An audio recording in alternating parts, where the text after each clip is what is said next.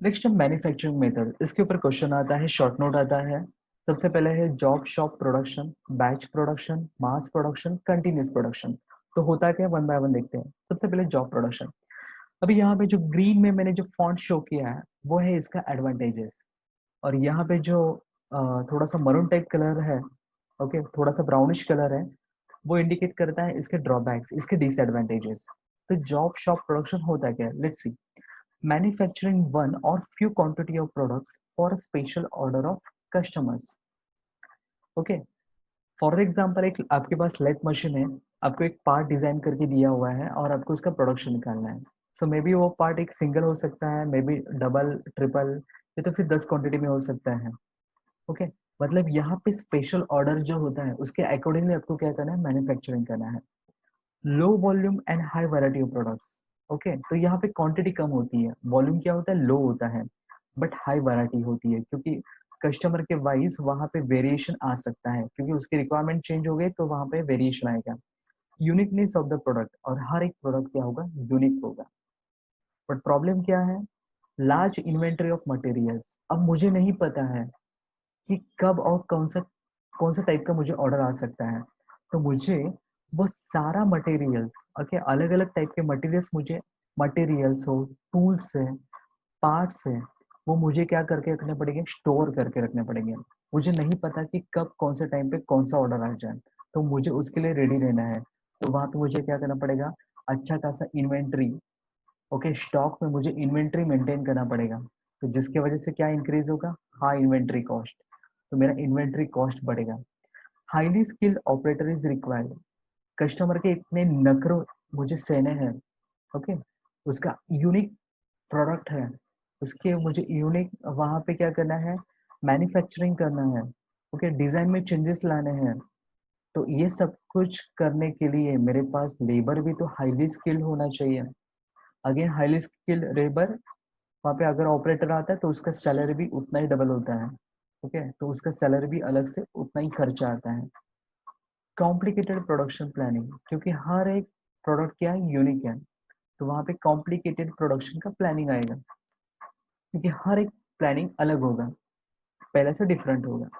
Large space requirement, क्योंकि इतना inventory अगर मुझे स्टॉक में रखना है तो स्पेस भी तो लगेगा। सो गॉट इट, मतलब यूनिक प्रोडक्ट है, उसको प्रोडक्शन करना है, तो वो आता है जॉब शॉप प्रोडक्शन में। Next, batch production. तो गाइस यहाँ पे बैच प्रोडक्शन जो है, मैं आपको एक एग्जांपल देता हूँ। गणेशोत्सव फेस्टिवल आ रहा है, उसके बाद नवरात्रि आती है। तो आपने देखा होगा, आपने एक ऑब्जर्व किया होगा, तो वो जो मूर्तिकार होते हैं तो वो सबसे पहले गणेश जी की मूर्तियां बनाते हैं। जैसे ही ये सीजन चला जाता है, वो नवरात्रि सीजन पे फोकस करते हैं। ओके, तो वहां पे बैच प्रोडक्शन होता है, सीजन वाइज प्रोडक्शन होता है। तो limited number of products at a regular interval. आपको पता है कि ये सीजन कब आने वाला है, और आपको कितना ऑर्डर्स मिला ये भी आपको पहले से पता होता है। उनको पता होता है कि मुझे गणेशोत्सव फेस्टिवल में मुझे इतनी मूर्तियां बना के देनी है। ओके, सो उनको पता है limited number of products at regular interval to satisfy continuous demand. Shorter production run, क्योंकि सीजन वाइज होता है। Better utilization of the plants and machineries.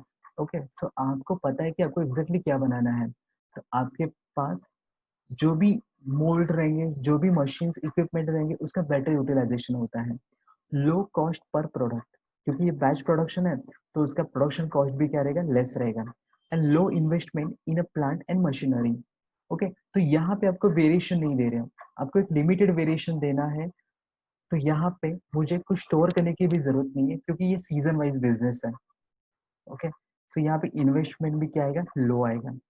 But irregular, longer flow, complicated production planning, क्योंकि उसमें भी वहां पे क्या आ सकते हैं, जैसे कि हमने देखा है कि गणेश उत्सव में मूर्तियां अलग अलग होती है, कस्टमर की डिमांड्स अलग अलग होती हैं, तो वहां पे थोड़े थोड़े चेंजेस होते हैं।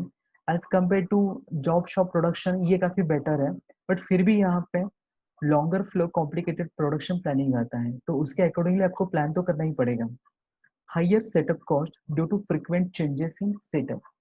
अगर सीजन चेंज हो गया तो मेरा बिजनेस चेंज हो गया, तो उसके अकॉर्डिंगली मुझे वहां पे क्या करना है, सेटअप में चेंजेस करने हैं।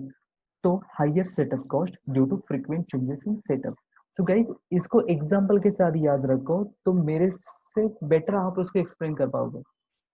Got it? समझा है बैच प्रोडक्शन होता क्या है। Next, mass production. Mass production it is a manufacturing large volume of production. Okay, तो ये काफी एडवांस प्रोडक्शन है जहाँ पे आपको पूरे साल भर में आपको मैन्युफैक्चरिंग करना है, बट काफी लार्ज क्वांटिटी में आपको मैन्युफैक्चरिंग करना है। सपोज एक प्लास्टिक का कोई कंपनी ले लो, या तो फिर कोई मोबाइल हैंडसेट का एक कंपनी पकड़ के चलो। वहां पे आपको क्या करना है, manufacturing large volume of production. तो वहां पे क्वांटिटी ज्यादा होती है, dedicated to separate machine for separate purposes, special purposes. तो वहां पे ओके, पर्टिकुलर ऑपरेशन को परफॉर्म करने के लिए एक पर्टिकुलर वहां पे मशीन होती है।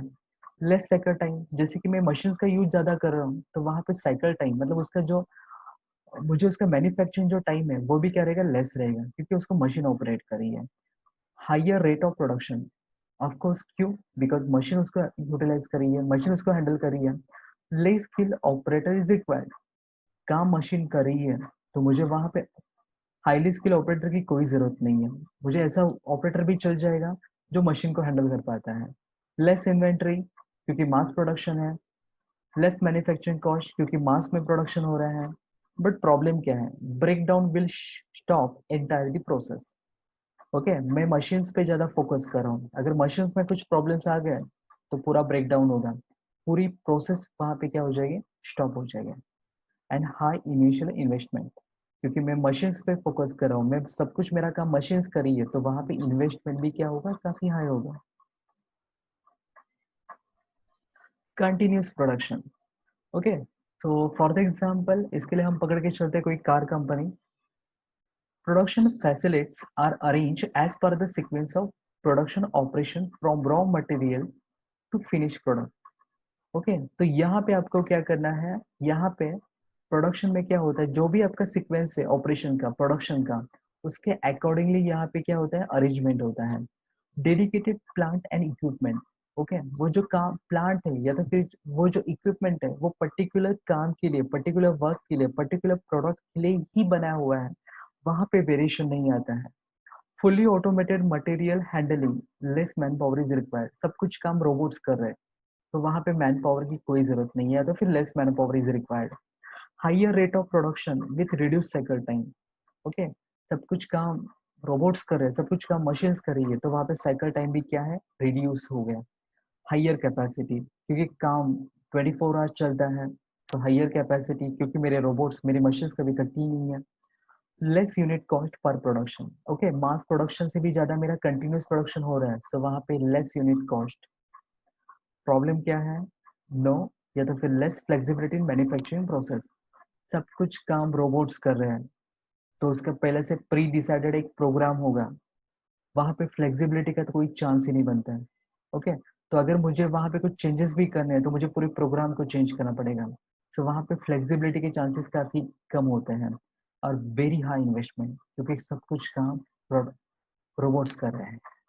ओके, आई होप आपको समझा होगा job production, batch production, mass production and continuous production. उसको एग्जांपल के साथ करोगे तो बेटर होगा। Last, PPC as an integrated approach. Okay, so integrated approach means इसमें सब कुछ आता है। क्यों आता है, because it is a staff function oriented. Okay, क्योंकि ये स्टाफ से रिलेटेड है। Effectiveness cannot be measured directly और क्वांटिटेटिवली। ओके, ये सब कुछ डिपेंड करता है कि आपका स्टाफ कितने प्रॉपरली उस शेड्यूल को, उस सीक्वेंस को फॉलो कर रहा है। यहाँ पे आप इफेक्टिवनेस मतलब आप ये नहीं बोल सकते कि भाई डायरेक्टली एंड क्वांटिटेटिवली मीन्स इतनी क्वांटिटी, मतलब मैं इतना प्रोडक्शन करता था, इस बार मैं इतना प्रोडक्शन कर रहा था सो मैं काफी इंप्रूवमेंट कर दिया। No, you can't say. आप उसको डायरेक्टली, आप उसको क्वांटिटी में उसके आप मेजर नहीं कर सकते कि आपको कितना बेनिफिट हुआ है। ओके, तो बेनिफिट एग्जैक्टली होता कहाँ पे, इट इम्प्रूव द एफिशिएंसी, आपका एफिशिएंसी इंक्रीज होगा। Lower the cost of production. Okay, so आपका प्रोडक्शन का कॉस्ट लो होगा। Timely deliveries to the client. Okay, so अब जो टाइम है, जो क्लाइंट को आप टाइम से डिलीवरी कर पा रहे हो। Less inventory. ओके, ज्यादा कुछ स्टोर करने की जरूरत नहीं है। तो यहाँ पे अगर इंप्रूवमेंट हुआ है देन डेफिनेटली आपका इफेक्टिवनेस क्या हुआ है, इंक्रीज हुआ है। ओके, सो इतने सारे फैक्टर्स है इफेक्टिवनेस को मेजर करने के लिए, आप वहाँ पे क्वांटिटी में मेजर नहीं कर सकते। In case of inefficient performance, very difficult to fix responsibility of any department. अगर सपोज वहां पे कुछ प्रॉब्लम्स भी आता है, तब एक पर्टिकुलर डिपार्टमेंट पे ब्लेम नहीं कर सकते कि आपने प्रॉपरली काम नहीं किया, क्योंकि ये इतना इंटरलिंक ये चेन है। वहां पे हम किसी एक को हम ब्लेम कर ही नहीं सकते। अगर यहाँ पे फेल्योर आता है तो वो सारे डिपार्टमेंट का फेल्योर है, अगर यहाँ पे सक्सेसफुल होता है तो वो सारे डिपार्टमेंट का सक्सेसफुल है। Close cooperation with other departments is required for the efficient and smooth functions of the PPC. Okay, मुझे PPC को properly अगर मुझे implement करना है तो सारे डिपार्टमेंट्स के बीच में एक properly coordination होना चाहिए, एक close cooperation होना चाहिए for efficient and smooth functions of PPC. Therefore, that is why PPC should be looked upon as an integrated approach. तो ये approach है, सबको मिलके काम करना है, सबके लिए काम करना है, एक साथ मिलके काम करना है। ओके, सो ये क्वेश्चन आता है क्वेश्चन नंबर 6 में as a short note, PPC as an integrated approach. अभी देखते हैं मॉड्यूल नंबर 1 का ही last part, activities of production planning and control. Okay, prerequisites of PPC. Prerequisites means conditions of PPC. तो यहाँ पे terms and conditions भी है, and types of orders place in manufacturing system. तो conditions क्या है? There are total 7 condition. Okay, data pertaining to design, equipment, raw material, tooling, performance standards, labor, operating system। ये कितने खतरनाक दिख रहे हैं, बट उतने डिफिकल्ट है नहीं है। सबसे पहले देखते हैं डिजाइन। अगेन सेम वही सब कुछ है, गोल गोल दुनिया। Design of product is supplied by the customer. Okay, तो यहाँ पे डिजाइन किसने सप्लाई करना चाहिए? कस्टमर ने। According to the design entire shop floor plan will be decided. सही बात है, जैसे डिजाइन होगा उसके अकॉर्डिंगली शॉप फ्लोर पे प्लानिंग होगा। तो इस प्लानिंग में क्या क्या आता है? मटेरियल का टाइप है, टूल्स है, मुझे एक पर्टिकुलर मशीन की रिक्वायरमेंट कितनी है, नंबर ऑफ लेबर्स कितने लगेंगे, ये सब कुछ इस प्लानिंग में आता है। तो इस ऑर्डर को बोलते हैं, सॉरी, तो इस कंडीशन को बोलते हैं डेटा पर्टेनिंग टू डिजाइन। मतलब डिजाइन कस्टमर ने दिया, वो शॉप फ्लोर पे सप्लाई हुआ और शॉप फ्लोर पे प्लानिंग हुआ। Next data pertaining to equipment. तो इक्विपमेंट में क्या क्या आता है? मशीन्स आता है, टूलिंग आता है, it attachment must be collected. Okay, so मुझे जो रिक्वायरमेंट है उसके अकॉर्डिंगली मेरे पास मशीन्स होना चाहिए, टूलिंग होना चाहिए, एंड वो स्टोर भी होना चाहिए according to the product design supplied by the customer. तो सबसे पहले बात हुई उसका रिक्वायरमेंट क्या है, फिर उसके बाद मटेरियल क्या चाहिए। Next data pertaining to raw materials. Raw materials requirement will be, तो रिक्वायरमेंट में क्या क्या आता है? सिर्फ रॉ मटेरियल मीन्स व्हाट? तो रॉ मटेरियल का शेप, उसका साइज, उसका कंपोजिशन, उसका dimension as per the planning made by the designer. तो यहाँ पे raw material shape, size, composition, dimension, इन सबको सेटिस्फाई करना चाहिए। ओके, तो ये सब कुछ काउंट होता है कहाँ पे? रॉ मटेरियल में। Next data pertaining to tooling. The standard tooling as per the manufacturing methods will decide the exact proper tooling for the better quality of the products. अगर मुझे प्रॉपरली मैन्युफैक्चरिंग करना है, standard manufacturing करना है, तो मुझे standard tools को भी यूज करना है, तो जाके मुझे क्या मिलेगा? Better quality. सो गाइस, इतने हेवी वर्ड्स को यूज करने की कोई जरूरत नहीं है, जो आपको समझ में आएगा वो बेटर है। Data pertaining to the performance standards. Standard methods procedure to be followed while planning techniques based on the part diagram। Okay, so आपका जो भी डायग्राम होगा, पार्ट डायग्राम होगा, तो वहां पे स्टैंडर्ड मेथड्स को, स्टैंडर्ड प्रोसीजर को आपको फॉलो करना है। नेक्स्ट है data pertaining to labour. Labour is the backbone of any industry. Okay, हर कोई कंपनी में लेबर क्या होता है? बैकबोन होता है। Industrial engineering starts and ends with labour. Okay, तो इंडस्ट्री स्टार्टिंग और एंड लेबर से ही होती है। There are 3 divisions of labour at the top management level, जहाँ पे सारे CEOs, managers, sorry, CEOs, directors आते हैं इस टॉप मैनेजमेंट लेवल। वो टॉप मैनेजमेंट के लेवल की क्या है? लेबर्स होते हैं, directors and CEOs. Next labour at middle staff level, जिसमें आते हैं मैनेजर्स, डिफरेंट डिपार्टमेंट के HODs. Next labour at a lower shop floor, जो नीचे के लेबर है जिसको हम लेबर बोलते हैं, वो आते हैं लोअर लेवल पे। ओके, सो ऐसे 3 डिवीजन है, top, middle and lower. Next data pertaining to operating system, तो यहाँ पे ऑपरेटिंग सिस्टम कौन सी यूज होती है? Okay, there are also three types, एक मैनुअली हैंडल मशीन्स, दूसरा है सेमी ऑटोमेटेड मशीन, तीसरा है फुल्ली ऑटोमेटेड मशीन। तो इसको भी आपको कंसिडर करना है कि इसमें से आपको क्या यूज करना है। Got it? सब कुछ सिंपल है। नेक्स्ट है टाइप्स ऑफ ऑर्डर प्रिपरेशन। तो यहाँ पे 5 टाइप के ऑर्डर्स होते हैं। Order preparation for manufacturing method, subsidiary method, shop floor, inspection store, store issue orders. Guys इसके सिर्फ नेम याद रखो, बाकी आपको एक्सप्लेन करना काफी सिंपल है। So let's see. सबसे पहले है शॉप और प्रोडक्शन ऑर्डर। तो शॉप प्रोडक्शन ऑर्डर होता क्या है? The whole product diagram is drawn to the scale on a different sheet, which will be sent to the shop supervisor for the approval. So it can be manufactured on the shop floor. Okay. So आपका आपका जो भी product design किया है उसके different parts में हम क्या करते हैं? डिस्ट्रीब्यूट करते हैं, ब्रोक करते हैं। फिर उसका जो पार्ट डायग्राम होता है वो कहाँ पे हम ऑर्डर रिलीज, वो part diagram will be send to the shop supervisor. Okay, जो शॉप सुपरवाइजर के पास जाएगा फॉर अप्रूवल के लिए। अगर वो उसको हाँ बोलता है, वहां पे कुछ करेक्शंस नहीं है, तो वो फाइनलाइज होगा शॉप फ्लोर पे प्रोडक्शन करने के लिए। Important for the carrying activity of production through the planning and controlling techniques. तो यहाँ पे शॉप या तो फिर प्रोडक्शन करना है, ये ऑर्डर रिलीज हुआ इसको शॉप सुपरवाइजर को। सबसे पहले उसने अप्रूवल किया, देन उसने हाँ बोला और फिर प्रोडक्शन स्टार्ट हुआ। Next product order preparation for the manufacturing methods. Order prepared by the process planning departments are sent to the shop floor. Okay. Again, order कहाँ से सेंड हुआ, किसने सेंड किया? प्रोसेस प्लानिंग डिपार्टमेंट ने। Okay, किसको send किया? Shop floor पर। Final and product is broken into smaller detailed element. Okay, मतलब जो फाइनल प्रोडक्ट है वो अलग अलग स्मॉलर पार्ट में उसको ब्रोक किया, and so individual drawings are prepared, और हर एक अपने एक इंडिविजुअल ड्राइंग बनाया और वो किसको सेंड हुआ? शॉप फ्लोर पे। तो इस ऑर्डर को बोलते हैं order preparation for the manufacturing methods. Subsidy order preparation. It includes the order preparation for the raw materials movement from storage department to respective department. Okay, so मुझे production करना है तो मुझे स्टोरेज डिपार्टमेंट से मुझे उसको लेना है, फिर प्रोडक्शन करना है, फिर डिस्पैच करना है। तो उसके लिए जो ऑर्डर रिलीज होती है तो उसको बोलते हैं सब्सिडरी ऑर्डर प्रिपरेशन। ओके, तो वहाँ पे ऑर्डर्स रिलीज होते हैं कि भाई अभी रॉ मटेरियल्स को स्टोरेज डिपार्टमेंट से निकालो, उस पर्टिकुलर डिपार्टमेंट में जाने दो, वहाँ पे अभी उसके ऊपर वर्क फंक्शन होगा। It follows the rules of plant layout. तो हर एक कंपनी के अपने रूल्स होते हैं तो उसको वो फॉलो करेगा। And process carried out on the shop floor, मतलब उसके जो भी प्रोटोकॉल है, उसका जो भी प्रोसीजर है, वहाँ पे ये सब कुछ फॉलो होगा। इंस्पेक्शन ऑर्डर, चलो मैन्युफैक्चरिंग भी हो गया। It is a controlling procedure to check whether the parts और products being machine are within a tolerance limits. तो यहाँ पे प्रोडक्शन भी हो गया, अभी आपको क्वालिटी कंट्रोल करना है। तो हमने जो डिसाइड किया हुआ है, जो टॉलरेंसेस है, उसके साथ मैच हो रहा है कि नहीं हो रहा है, तो ये चेक करने के लिए ऑर्डर जो निकलेंगे उसको बोलते हैं इंस्पेक्शन ऑर्डर्स। लास्ट में है स्टोर इशू ऑर्डर्स।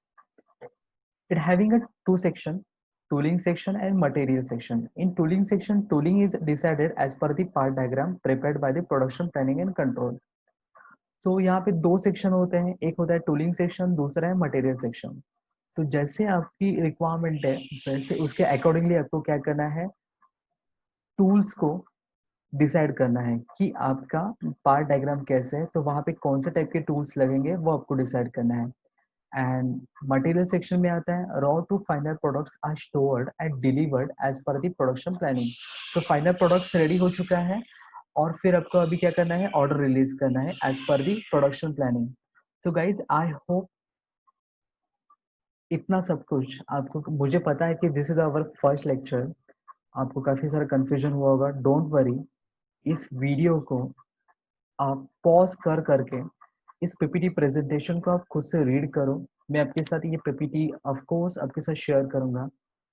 ओके, सबसे पहले मुझे सुनो, इस वीडियो को देखो, फिर आप खुद से एक बार पढ़ो। डेफिनेटली ये सब कुछ पूरा पूरा गोल गोल है, आप लिख सकते हो। आपको सिर्फ ये की पॉइंट्स, ये जो हाईलाइटेड पॉइंट्स है, आपको सिर्फ वो याद रखने हैं। बाकी it's a really simple, it's a really very easy, अगर आप उसको इमेजिन करके अगर आप लिखते हो तो। Okay, so guys I hope आज का ये सेशन आपको समझ में आया होगा। सो So goodbye, have a nice day, take care.